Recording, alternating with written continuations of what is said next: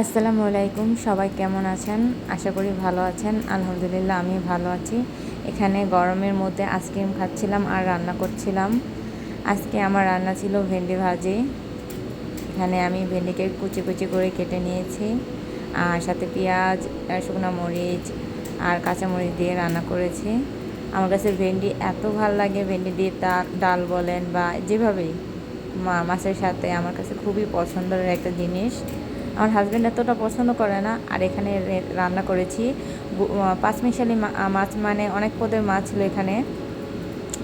ছোট মাছ, গুঁড়া মাছ, টাকি মাছ, ওই মাছগুলোর সাথে মূলা দিয়ে আলু দিয়ে রান্না করেছি। এখানে এখানে রান্না হয়নি, এখনও হচ্ছে। সো এটাই। আর এত গরম পড়েছে। আর এটা ছিল কালকের রান্না তরকারি, রুই মাছ ভুনা। আমার কাছে মানে বাসি তরকারিটা খুবই ভালো লাগে। আর এখানে এই যে দেখেন আজকে আমরা এখন ভাঙলাম। বাংলাদেশে তো এত গরম, সৌদি আরবেও প্রচুর গরম পড়ছে, সত্যি কথা যা অনেক গরম। আর এখানে দুপুরের খাবার খাচ্ছি আমি।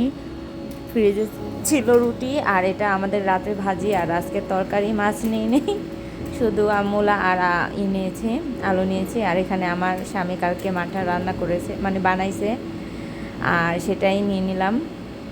মাঠার রেসিপিটা অবশ্যই আমি আমার হাজব্যান্ডের চ্যানেলে থাকবে, আমি ওটা ডিসক্রিপশন বক্সে দিয়ে দিব, অবশ্যই আপনারা চেক করে নিন। আর এখানে আমি একটু খেলাম, খুবই মজা ছিল। আর এখানে আমার ছেলে খাইতেছে, আলহামদুলিল্লাহ।